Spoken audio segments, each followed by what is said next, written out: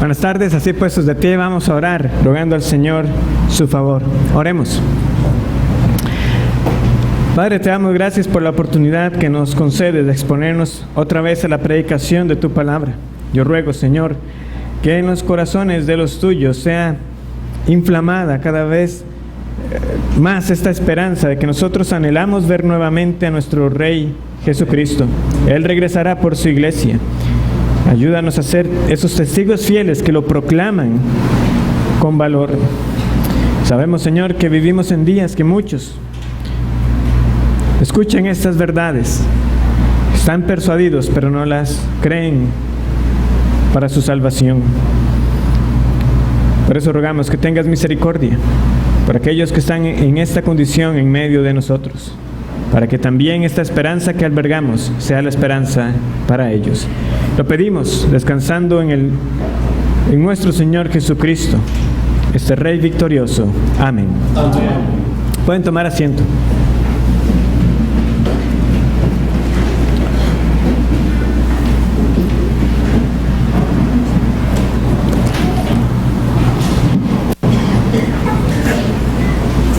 Yo les invito a abrir en sus Biblias el libro de Hechos, en el capítulo 26. Vamos a leer realmente del versículo 27 del capítulo 25 y los primeros 8 versículos del capítulo 26.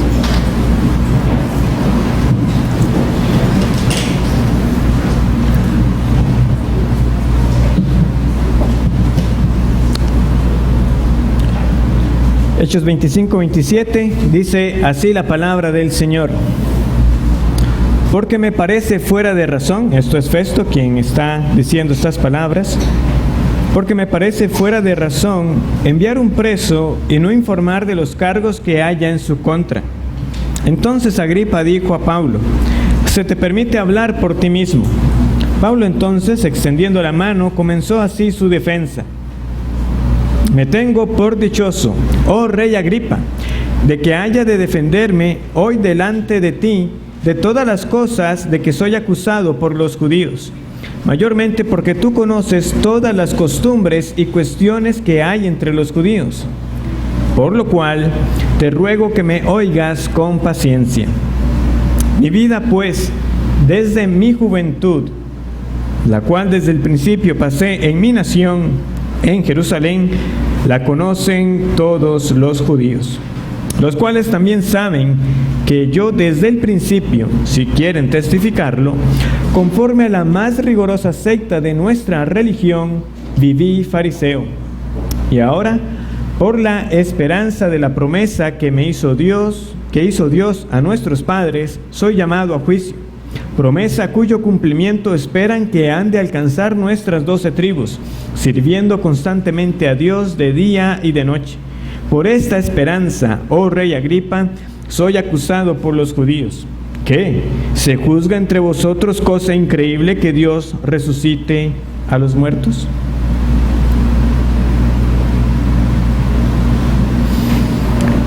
Estamos estudiando el libro de los Hechos, el libro que nos cuenta el inicio de la iglesia del Señor. Hoy estamos iniciando un nuevo capítulo, el capítulo 26. Y vamos a abarcar estos primeros 8 versículos que hemos leído. Pero para ubicarnos, voy a hacer un breve repaso para aquellos que no han estado recientemente por las tardes, para entender qué nos ha llevado a este momento de que el apóstol Pablo esté presentando una defensa ante un hombre llamado Agripa. Entonces lo resumo de la siguiente manera. El conocido apóstol Pablo fue acusado falsamente por los judíos, quienes deseaban silenciarle para que no proclamara el evangelio. En su intento de matarle, las autoridades romanas intervinieron, porque en el momento que quisieron matarle se desencadenó tal alboroto que fue necesario que las autoridades romanas intervinieran. Y a partir de ese momento se dieron también una sucesión de defensas y de juicios y de alegatos que en todo este proceso ha tomado ya más de 2 años y Pablo todavía sigue preso y no se le ha dado una sentencia. Finalmente Pablo apeló a un derecho que él tenía como ciudadano romano, y ese derecho era el de apelar al César, es decir, que su causa fuera llevada al mismo emperador romano. Ante ello, el gobernador actual de esta región llamada Cesarea, que es un hombre llamado Festo, pues no tenía otro remedio más que enviar a Pablo. Ya él como gobernador no tenía otra alternativa. Sin embargo, necesitaba una razón con la cual justificar el envío de este preso, porque no tenía claro qué escribir. Resulta entonces que como Festo estaba iniciando en su cargo, llegó este hombre llamado Agripa, un hombre de ascendencia judía y que era rey sobre varias ciudades romanas, que llegó juntamente con su hermana Berenice, con quien se sospechaba que estaban viviendo en pecado. Festo vio en Agripa una ayuda para él, porque resulta que este hombre, Agripa, era alguien que conocía realmente el judaísmo. No solamente era que tenía ascendencia judía, no, él conocía, era conocedor de los asuntos. Pero este rey primero quería escuchar a Pablo, porque cuando Festo le da el reporte de por qué tiene a este hombre ahí sin ninguna causa, Agripa se interesó mucho y dijo: yo también quiero oírle, mañana lo escucharás, fue la respuesta de Festo. Y esta es la defensa entonces que se desarrolla durante todo este capítulo 26. Entonces, en realidad, todo el capítulo 26 se puede ver como esa gran unidad de las palabras de Pablo ante Agripa mayormente y ante Festo también. Pero la extensión del capítulo, juntamente con los temas que abarca, amerita que lo tratemos entonces en más de un sermón. Pero debemos tener esto claro, que tratándose de esa unidad, de estas palabras que Pablo tenía para Agripa, él tenía un objetivo claro. Él deseaba persuadir a este hombre acerca del mensaje del Evangelio. No obstante, hay lecciones para los creyentes, para nosotros como iglesia, como también para aquellos que no creen. Por ejemplo, por un motivo especial yo les pedí que leyeran también el versículo 27 del capítulo anterior, porque dice lo siguiente Festo: porque me parece fuera de razón enviar un preso y no informar los cargos que hay en su contra. Es decir, a Festo le parecía algo absurdo. César ahí le envía un preso, no tengo nada especial de qué decirle por cuál se lo envié. Y no obstante, es él el que le dice esto a Pablo en el versículo 24 del capítulo 26. Diciendo él estas cosas en su defensa, Festo a gran voz dijo: estás loco, Pablo, las muchas letras te vuelven loco. O sea, este hombre, como ven, para él era sin razón enviar a un preso sin una causa. Pero es él mismo el que va a acusar a Pablo de más bien él estar loco por las cosas que estaba diciendo. No, la locura, como vimos la semana pasada, era no prestarle atención a lo que Pablo estaba diciendo y simplemente delegar eso como asuntos de su religión. Agripa, yo no lo tengo muy claro, me parece que son asuntos de religión, de un tal Jesús que dice Pablo que está vivo. Yo dudando de cosas semejantes. Y eso fue todo para Festo. Fuera de razón es no considerar el Evangelio. Pero en estas palabras, tanto Festo como Agripa volverán a escuchar a Pablo con mayor detalle acerca de quién es este Jesús a quien Pablo anunciaba. Esto, por un lado, nos muestra a nosotros la condición de muchos que están cerca de la verdad, muchos que dicen que están bastante persuadidos de que el cristianismo, si hay algún Dios y si hay alguna religión que realmente sea verdadera, que posiblemente esa tiene que ser el cristianismo, pero no están plenamente convencidos y se quedan en un casi cristianos. Al mismo tiempo, estas palabras de Pablo han de mostrar al creyente cuál es su esperanza, cuál es el entendimiento de la salvación que cada creyente debe tener respecto a cómo la presenta la Escritura y el propósito por el cual nosotros somos salvados. Todo esto también Pablo lo irá desarrollando en su discurso. Nosotros, como testigos de Cristo, anunciamos el mensaje del Evangelio que convierte a las personas de las tinieblas a la luz, de la potestad de Satanás a Dios, para que por la fe solamente en Jesús reciban el perdón de pecados y reciban herencia entre los santificados, como también dirá más adelante. Entonces, ¿cómo se describe usted? ¿Como un cristiano o como un casi cristiano? como quedará Agripa.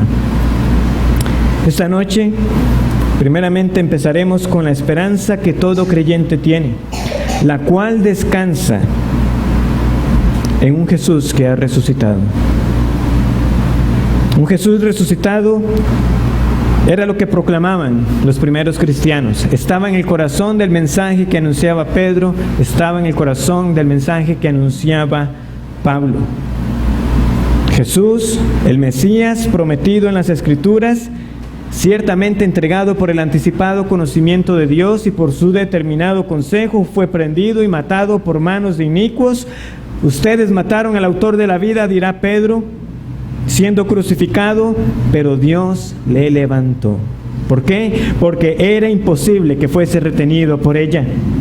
Propiamente en nuestro pasaje, nosotros vamos a ver entonces que Pablo hace una introducción respecto a esta oportunidad que se le da. Va a hablar también de su pasado y luego se centrará entonces en esa esperanza. Veamos entonces cómo inicia este discurso. Versículos 1 al 3. Entonces Agripa dijo a Pablo: «Se te permite hablar por ti mismo». Pablo entonces, extendiendo la mano, comenzó así su defensa. «Me tengo por dichoso, oh rey Agripa, de que haya de defenderme hoy delante de ti de todas las cosas que soy acusado por los judíos, mayormente porque tú conoces todas las costumbres y cuestiones que hay entre los judíos, por lo cual te ruego que me oigas con paciencia». ¿Qué vemos aquí? Básicamente se le da el permiso a Pablo para que hable y la respuesta de Pablo ante esa oportunidad. Notemos que eso sí, hay varios elementos que hacen de este discurso diferente a las ocasiones anteriores que el apóstol ha tenido, a las que se dieron con Claudio Lisias, las que se dieron con Félix y de hecho la que tuvo anteriormente con Festo antes de que Agripa llegara. Primero tenemos que ver de que se le llama una defensa, ¿verdad? Pablo comenzó así su defensa, dice el versículo 1 y el versículo 2 también. Pablo dice que se tiene por dichoso, rey Agripa, de que haya de defenderme. Ahora, lo que debemos entender es que aunque ellos hablen de una defensa, no es una defensa en el sentido legal. Ya Pablo, una vez que había apelado a César, ya judicialmente no había más que resolver. Simplemente era el hecho de enviarlo. Pero es interesante que él lo siga llamando y presentándose como una defensa. Recordemos que ellos lo quieren escuchar para tener algo que escribir. Pablo, al contrario, lo está aprovechando para proclamarles a ellos el Evangelio. Entonces, como no hay una necesidad de una sentencia, el ambiente también es mucho más relajado, es más tranquilo. No hay una horda de judíos, ¿verdad?, de fariseos y saduceos clamando que maten a ese hombre, sino que Pablo puede hablar con tranquilidad. De hecho, él va a decir de que me oigas con paciencia en el versículo 3. Yo me voy a tomar mi tiempo. Esta es una gran oportunidad y voy a hablar extensamente. Todo el ambiente es gobernado por el protocolo, por la formalidad. Pablo, se te permite hablar. Pablo levanta la mano como es la costumbre. Me tengo por dichoso. Ese es el ambiente que impera. Veamos, por ejemplo, el gran contraste que hubo, que hubo entre la ocasión de Félix y esta con Agripa. Vamos al capítulo 24. En el versículo 10, y en la mitad de un versículo, eso es lo que Pablo dice. Habiéndole hecho señal el gobernante a Pablo para que hablase, éste respondió: porque sé que desde hace muchos años eres juez de esta nación, con buen ánimo haré mi defensa. Eso es todo lo que Pablo dijo esa vez. Él sabía que Tértulo era un hombre labioso que había hecho una introducción más bien extensa, buscando ganarse a Félix. Pero Pablo lo mantuvo ahí al margen. Él sabía que no podía durar mucho, no fuera que Félix luego no quisiera escucharle. Pero aquí él sabe que va a tener esa oportunidad y vemos que por 2 versículos, del 2 al 3, él da gracias por la oportunidad, saluda debidamente a Agripa y aclara que él va a hablar por un buen tramo.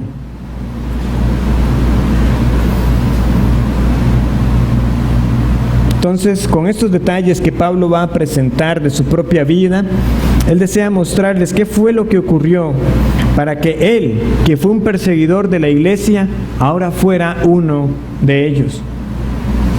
¿Qué fue lo que ocurrió?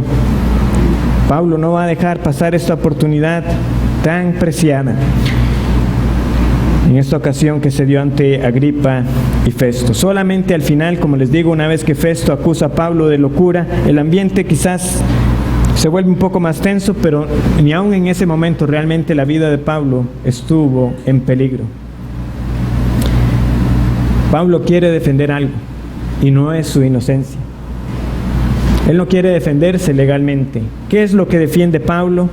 Él defiende con todo el mensaje por el cual ha sido acusado. A él no le interesa demostrar su inocencia, antes que nada le interesa que se comprenda lo que él ha estado anunciando. A él le interesa que este hombre que conoce las Escrituras llegue a la conclusión de que a Jesús, el que él anuncia, es realmente ese Mesías que la nación judía aguardaba, porque él conocía las costumbres. De hecho, una forma también de expresarlo, en el versículo 3, cuando dice que tú conoces todas las cosas, Agripa en otras versiones se le dice, porque tú eres experto en los temas del judaísmo. Entonces, realmente era un hombre que conocía cercanamente las Escrituras, y que por tanto, si se le hablaba del Mesías, él tenía que decir, claro, de quien usted me habla, ese es el que cumple todo lo que yo he conocido durante mi vida. Ahora, ¿por qué Agripa tenía ese conocimiento del judaísmo? Bueno, como les decía al inicio, él tenía ascendencia judía. Recordemos que era la dinastía herodiana, la mencionamos la semana pasada también. Su bisabuelo Herodes el Grande, aquel que ordenó la matanza de los niños en Belén, su padre Agripa I, el que murió comido de gusanos porque no le dio la gloria a Dios. Pero no era por ahí que venía esa ascendencia, sino que venía por su bisabuela llamada Mariana.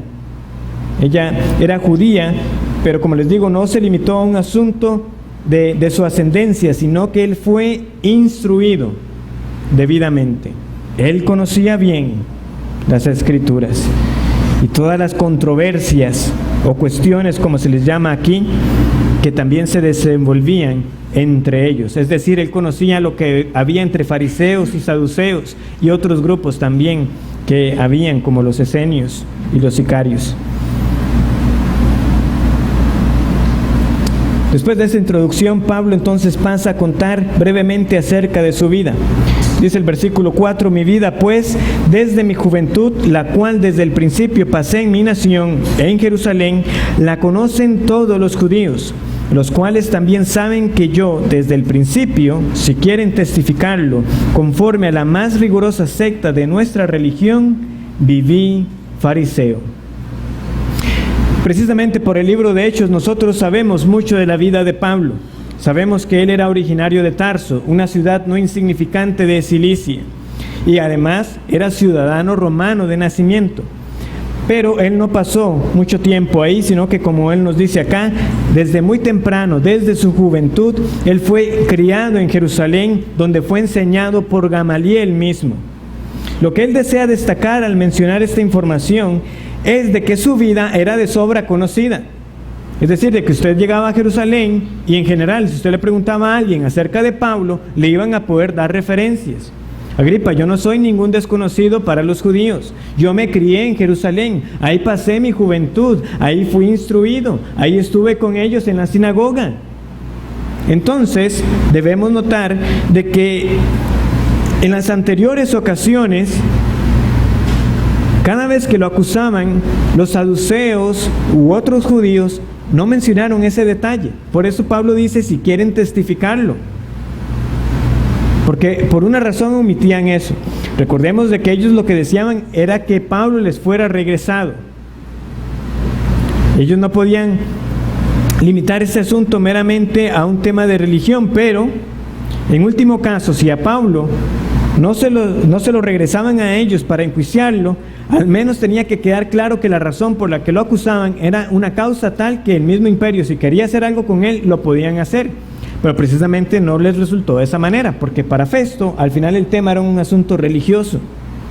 Pero ellos no mencionaban esos detalles, de que Pablo estuvo con ellos, de que fue criado y que lo conocían desde muchos años atrás. Pablo dice, si usted hubiera preguntado por mí, esto es lo que le hubieran dicho. Pablo, claro, Pablo es un judío. Él es de la tribu de Benjamín. Él tiene ascendencia judía. Él fue criado como tal. Y de hecho, aunque nació en Tarso, él no es cualquier judío como aquellos que viven en aquellas regiones alejadas, donde incluso algunos ni hebreos sabían hablar, sino que lo que hablaban era griego. Pablo dominaba perfectamente el hebreo. También recordamos que cuando Lisias le capturó y cuando él se dirigió al pueblo, les habló ¿en qué? En hebreo. Y cuando le escucharon que habló en hebreo, más atención le prestaron. Entonces, criado entre nosotros, definitivamente un descendiente de Abraham, domina el idioma, pero sobre todo lo conocemos por su vida religiosa. Él la practicó, y no la practicó dentro de cualquier grupo, la practicó en la más rigurosa secta de nuestra religión. Él fue fariseo. Él fue fariseo. Y esa frase destaca por varias razones. Primero, porque él habla de la palabra aquí, religión, de una forma reverente. Recordarán que Festo también usó la palabra religión, que tenemos en el capítulo 25, en el versículo 19, sino que tenían contra él ciertas cuestiones acerca de su religión. Ahora, la palabra que se usa ahí es diferente, como les decía. Esta palabra que usó Festo podía usarse de una manera respetuosa o de una manera más despectiva. Festo, por el contexto, la utiliza de una manera respetuosa. Pero la que usa Pablo es un término de absoluta reverencia. Es la palabra religión que da la idea de adoración a Dios. Esa es la religión que él vivía. Él no se refería a su religión pasada con el término que utilizó Festo.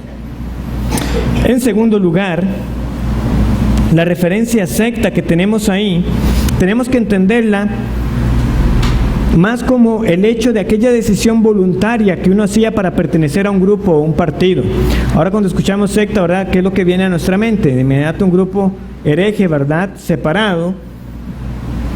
Pero tenemos que tener más esa idea de esa decisión de que yo estuve, por mi decisión, en el grupo más estricto dentro de la religión judía. Yo estuve con los fariseos. Y notemos cómo la llama, la más rigurosa secta.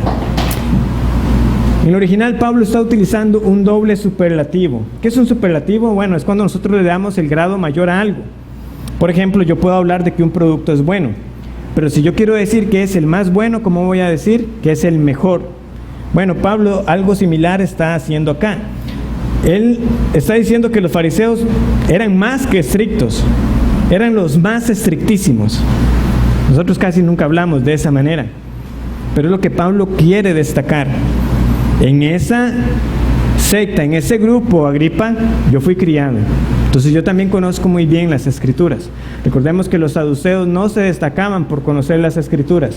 Era más bien un grupo más de jerarquía, más ligado al sacerdocio y a las riquezas y demás, pero no tanto se preocuparon por realmente estudiar la ley. Todo lo contrario, los fariseos. Sabemos por Filipenses que Pablo no solamente dirá que era fariseo, sino que él era celoso realmente. Que él era celoso, hebreo de hebreos. Acerca de los fariseos hay mucho que podríamos decir, pero no sé, simplemente vamos a limitarnos a eso, a recordar de que ellos tenían esa observación estricta y literal de la ley.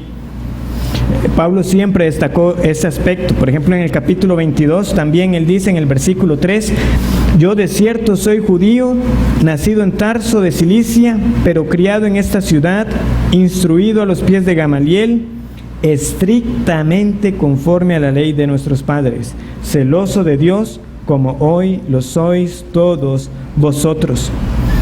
Ese rigor externo de los fariseos siempre se destaca en los evangelios, así como también se destacaron las palabras severas que Jesús tuvo para ellos debido a su hipocresía.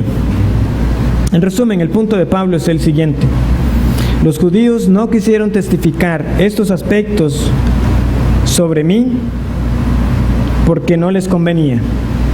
Ellos querían presentarme más a Agripa como un instigador de revueltas, como alguien que promovía la sedición, pero no es el caso. Yo realmente viví por un tiempo conforme a la más rigurosa secta de nuestra religión. Yo no soy un promotor de sediciones. Y la razón real por la que me acusan es esta, versículo 6. Y ahora, por la esperanza de la promesa que hizo Dios a nuestros padres, soy llamado a juicio. Promesa cuyo cumplimiento esperan que han de alcanzar nuestras 12 tribus, sirviendo constantemente a Dios de día y de noche.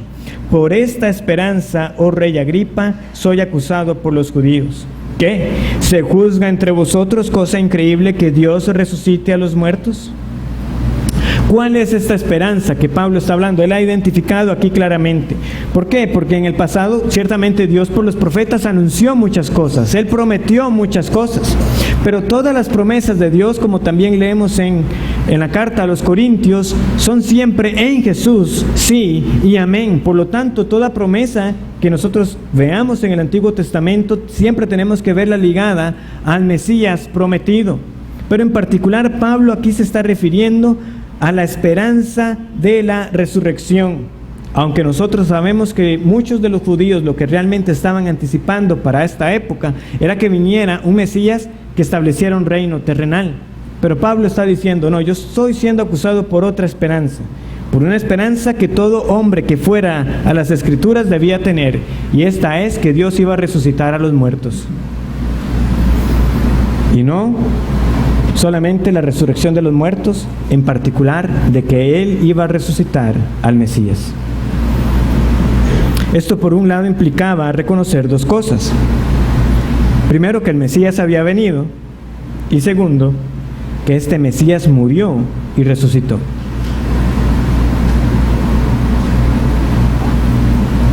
Son las Escrituras, y cuando digo las Escrituras, recordemos para ellos el Antiguo Testamento, suficientemente claras de que iba a venir un Mesías y de que este Mesías iba a morir y resucitar. Nosotros tenemos que responder que sí, por la misma evidencia que el Nuevo Testamento nos da de cómo entendieron los hombres de Dios el Antiguo Testamento.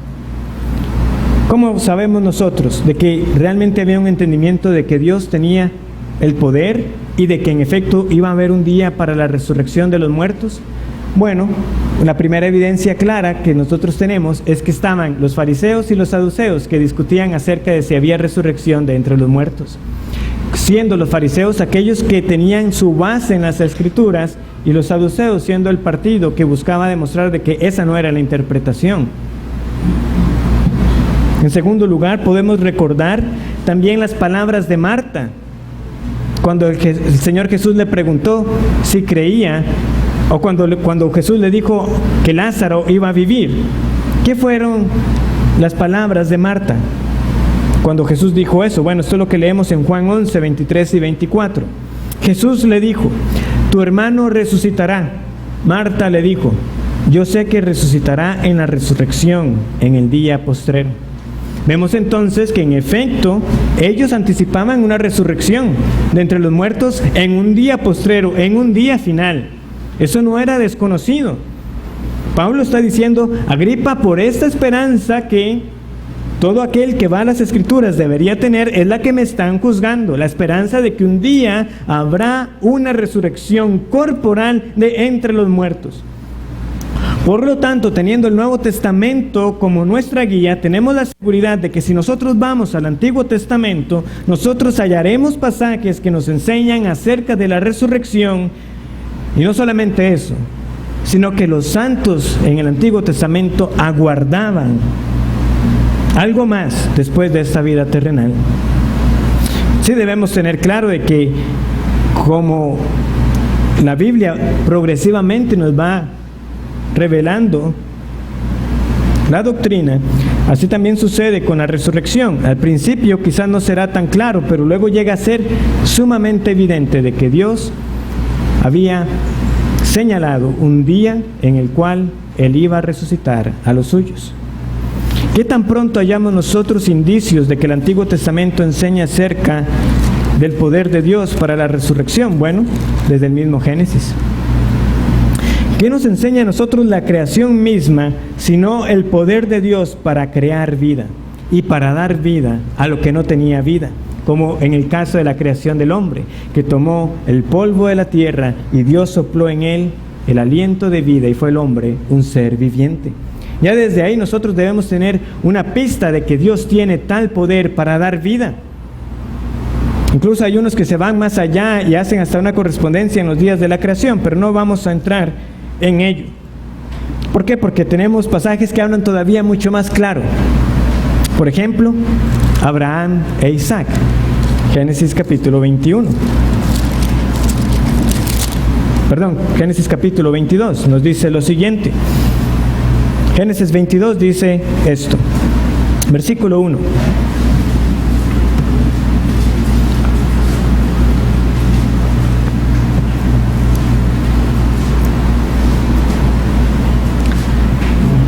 Aconteció después de estas cosas que probó Dios a Abraham y le dijo, Abraham, y él respondió, heme aquí, y dijo, toma ahora tu hijo, tu único, Isaac, a quien amas, y vete a tu tierra de Moría, y ofrécelo allí en el holocausto sobre uno de los montes que yo te diré. Y Abraham se levantó muy de mañana, y enalbardó su asno, y tomó consigo 2 siervos suyos, y a Isaac su hijo, y cortó leña para el holocausto, y se levantó, y fue al lugar que Dios le dijo. Al tercer día alzó Abraham sus ojos, y vio el lugar de lejos. Entonces dijo Abraham a sus siervos, esperad aquí con el asno, y yo y el muchacho iremos hasta allí, y adoraremos, y volveremos a vosotros. Y tomó Abraham la leña del holocausto y la puso sobre Isaac su hijo, y él tomó en su mano el fuego y el cuchillo, y fueron ambos juntos. Notemos en particular en el versículo 5 cuando él dice, y adoraremos y volveremos a vosotros. Ya este pasaje también en otros momentos se ha expuesto más ampliamente. Vamos a mantenerlo breve. ¿Qué debemos nosotros aprender de acá? Bueno, tenemos Hebreos 11 como el comentario inspirado que no nos deja a nosotros en duda. Abraham entendió que siendo Isaac el hijo de la promesa, si Dios le había pedido que lo sacrificara, de alguna manera Dios mismo iba a traer a Isaac a la vida. ¿Por qué? Porque Dios había prometido que en Isaac te será llamada descendencia. Hebreos 11, 17 al 19 nos dice, por la fe Abraham, cuando fue probado, ofreció a Isaac, y el que había recibido la promesa ofrecía su unigénito, habiéndosele dicho, en Isaac te será llamada descendencia, pensando que Dios es poderoso para levantar aún de entre los muertos, de donde, en sentido figurado, también le volvió a recibir. ¿Cuál era la fe de Abraham? La fe de Abraham era tal de que él decía, Dios tiene el poder para levantar de entre los muertos. Y así nosotros podemos seguir buscando más pasajes. También ciertamente los profetas van a anunciar, algunos con mayor claridad que otros, de que iba a haber un día de la resurrección. Posiblemente el versículo más claro sea Daniel 12:2. Vamos a buscar este pasaje. En el libro de Daniel, capítulo 12, versículo 2.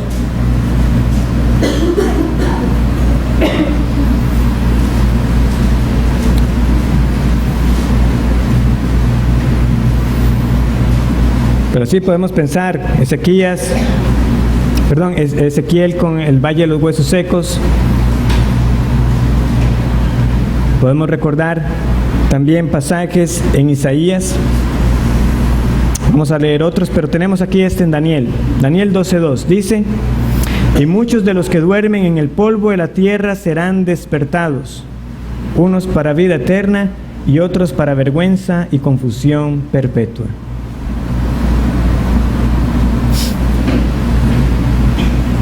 Aquí hay un pasaje que mínimo tendría que llegar a nuestra mente cuando leemos Daniel 12:2. Muchos de ustedes lo tienen en sus referencias ahí también, que es Juan 5:29. Resucitarán unos para vida y otros para condenación. Son palabras claras que Dios anunció por medio de sus profetas. Iba a haber un día para la resurrección. Podemos también agregar como evidencia del poder de Dios para dar vida a los muertos en los 3 milagros de resurrección que tenemos registrados, ¿verdad? Que se efectuaron durante los ministerios de Elías y de Eliseo. Tenemos al hijo de la viuda de Sarepta, el hijo de la viuda de Naín y al hombre que cayó sobre los huesos de Eliseo. Todos ellos les fue dada vida. Obviamente esta fue una resurrección con cuerpos mortales, porque ellos volvieron a morir. Pero no es solamente de que tenemos todos esos indicios de que los santos tenían esta fe de que Dios podía dar vida de entre los muertos, de que los profetas anunciaban de que iba a haber un día de resurrección, sino que hay algunas que incluso dan pistas de una resurrección particular. Por ejemplo, si avanzamos, ahí que estamos en Daniel, vamos a Oseas, capítulo 6. Versículos 1 y 2. Oseas 6, 1 y 2. Venid y volvamos a Jehová, porque Él arrebató y nos curará, hirió y nos vendará, nos dará vida después de 2 días, en el tercer día nos resucitará y viviremos delante de Él. No es cualquier referencia la que estamos leyendo entonces nosotros aquí. Por supuesto, Isaías capítulo 53, el siervo sufriente. ¿Qué se nos dice a nosotros acerca de ese siervo? Bueno, se nos dice que iba a morir. Trata Isaías 53 acerca del Mesías, lo trata. ¿Cómo lo sabemos? Porque fue la respuesta de Felipe al etíope. ¿De quién dice esto el profeta? ¿De sí mismo o de otro? Etíope lo dice de otro, lo dice de Jesús, el que ya vino, y le comenzó a hablar el evangelio de Jesús. Isaías 53, versículo 10. Con todo eso Jehová quiso quebrantarlo, sujetándole a padecimiento. Cuando haya puesto su vida en expiación por el pecado, verá linaje, vivirá por largos días, y la voluntad de Jehová será en su mano prosperada. ¿Qué nos está diciendo? Que este siervo sufriente dará su vida, pero vivirá luego por largos días. ¿Cómo es esto? Dios le va a levantar, Dios le resucitará con gran poder. Eso es lo que se debe entender. Ese siervo sufriente no quedaría encerrado por la muerte. Y como les digo, hay más pasajes también. Job diciendo: yo sé que mi Redentor vive y que después de deshecha esta de mi piel, en mi carne, he de ver a Dios. Salmo 16, no dejarás mi alma en el Seol. ¿Y a quién se refiere ese pasaje? A Cristo, porque así lo aplicó Pedro en Hechos capítulo 2. Pero Jesús mismo dio una respuesta breve para rebatir a los saduceos. ¿Qué evidencia tenemos nosotros? Mateo capítulo 12, versículos 26 y 27.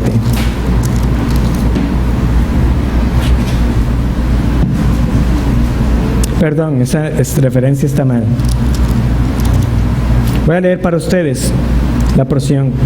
Pero respecto a que los muertos resucitan, ¿no habéis leído en el libro de Moisés cómo le habló Dios en la zarza diciendo: yo soy el Dios de Abraham, el Dios de Isaac y el Dios de Jacob? Dios no es Dios de muertos, sino Dios de vivos. Así que vosotros mucho erráis.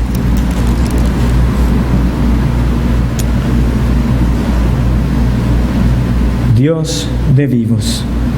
Y más adelante el apóstol Pablo llegará a afirmar a los creyentes de Corinto también estas conocidas palabras en 1 Corintios capítulo 15. Yo leo para ustedes versículos 3 y 4. Porque primeramente os he enseñado lo que asimismo recibí, que Cristo murió por nuestros pecados conforme a las Escrituras, y que fue sepultado y que resucitó al tercer día conforme a las Escrituras.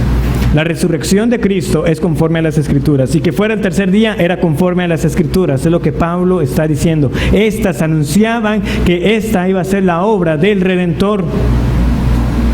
Sí, las Escrituras anuncian la resurrección, pero en especial anunciaban la resurrección de Cristo. Y esa es la resurrección que nosotros los cristianos tenemos por esperanza. Que respecto a nuestra propia salvación, nosotros hemos creído en un Cristo que vive hoy y que fuimos resucitados por el mismo poder que levantó a Jesús de entre los muertos. Estábamos muertos y ahora vivimos. Y que cuando este Jesús regrese, nosotros seremos resucitados con cuerpos glorificados para estar con Él para siempre. Esa es la esperanza del cristiano. Es momento para unas aplicaciones. ¿Qué se desprende entonces de esto que hemos leído aquí? ¿Qué se desprende de esa crianza que en la religión que tuvo Pablo, como también la tuvo Agripa? Hermanos, esto nos debe llamar la atención, y niños también. Pongan atención, niños. Ustedes como Agripa y como Pablo están siendo criados también en la enseñanza de la religión cristiana. A ellos se les hablaba de las Escrituras y de la esperanza de un Mesías. Pero hay uno aquí que no cree y hay otro que creyó. ¿Cuál es la diferencia? La gracia del Señor Jesucristo. Ambos fueron instruidos, ambos conocedores de las Escrituras, pero solo uno había creído en esa verdadera esperanza de ese Cristo que iba a venir y que vino y que regresará. No era que Pablo era más capaz que Agripa.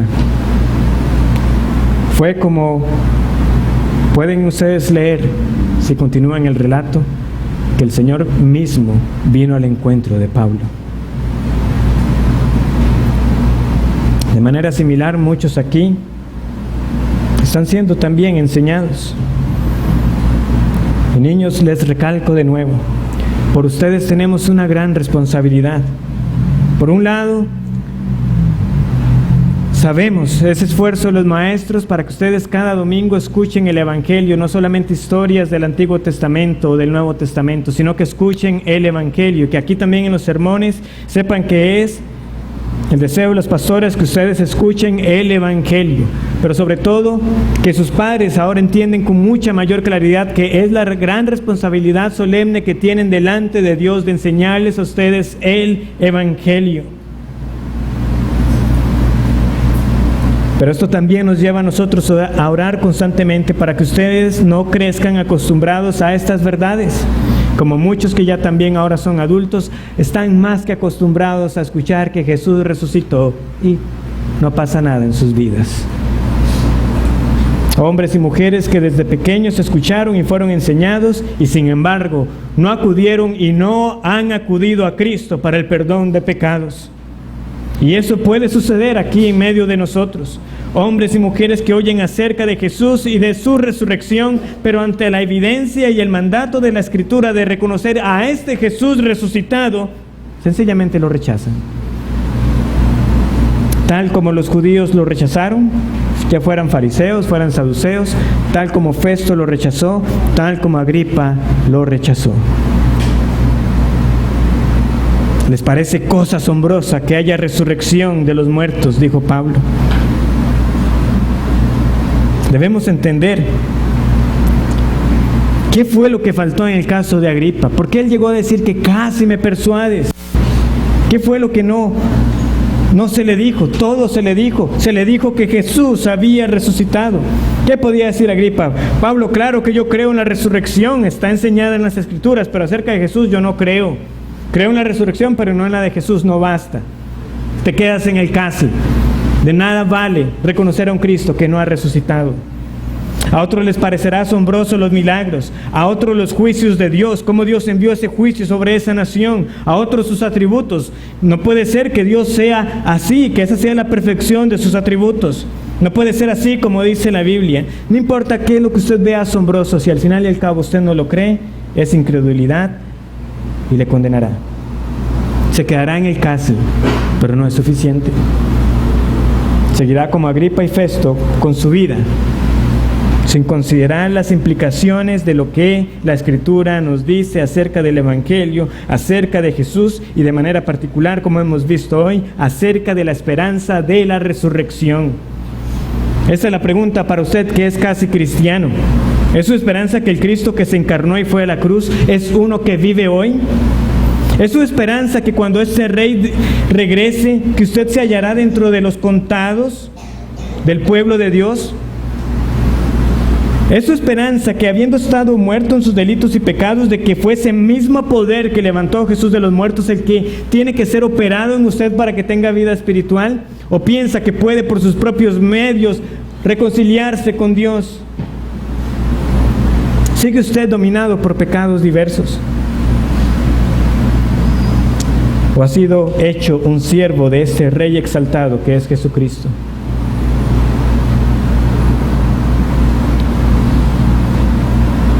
Otros yerran en su camino, porque aunque saben que está esta esperanza, que sí, que está la esperanza de la resurrección, de que un día Jesús regresará y que Él nos levantará, en vez de descansar en estas verdades por la fe, hacen lo que estaban haciendo muchos judíos en el versículo 7. ¿Qué leemos nosotros?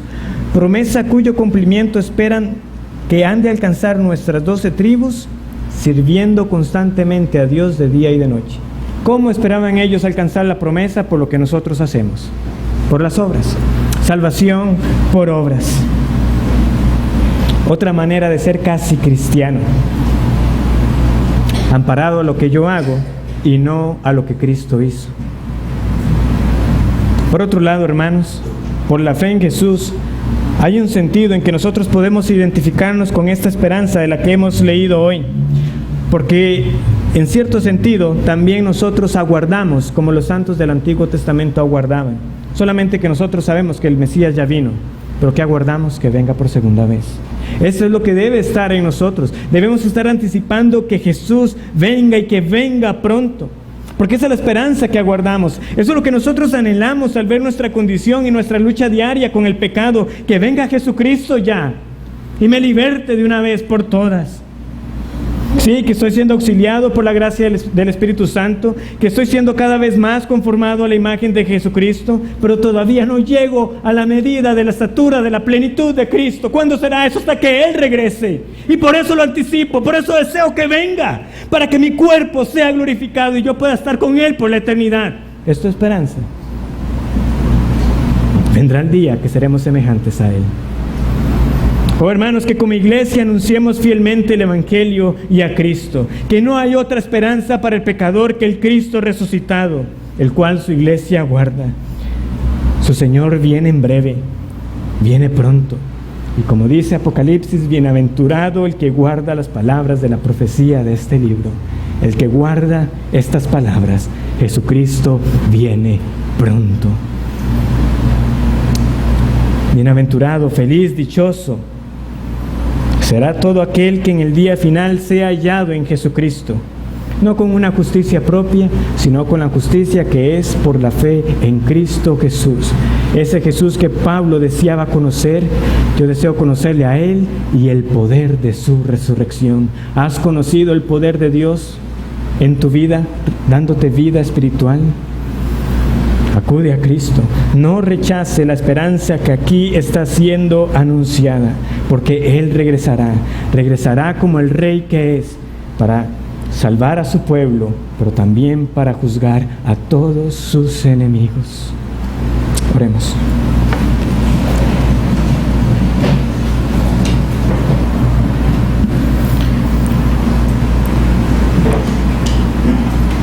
Padre, te doy gracias por este pasaje que nos recuerda a nosotros qué es lo que realmente anticipamos. Ese mismo Jesús que aquellos discípulos vieron ascender, regresará. Entre tanto, tenemos una misión como iglesia: ser testigos de este Cristo resucitado. Padre, perdónanos por tantas veces que vivimos como si esta esperanza que anunciamos y que creemos pareciera lejana en nuestra vida, pero cada día está más cerca el regreso de nuestro Señor.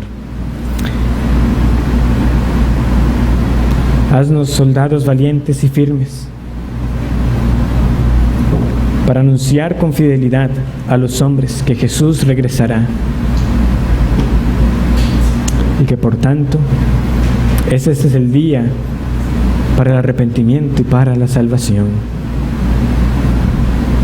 Que no se queden en casa cristianos, en casa convencidos, pero por eso suplicamos a ti, porque no está en nosotros, Señor, el salvar, pero lo que es imposible para nosotros es posible para ti.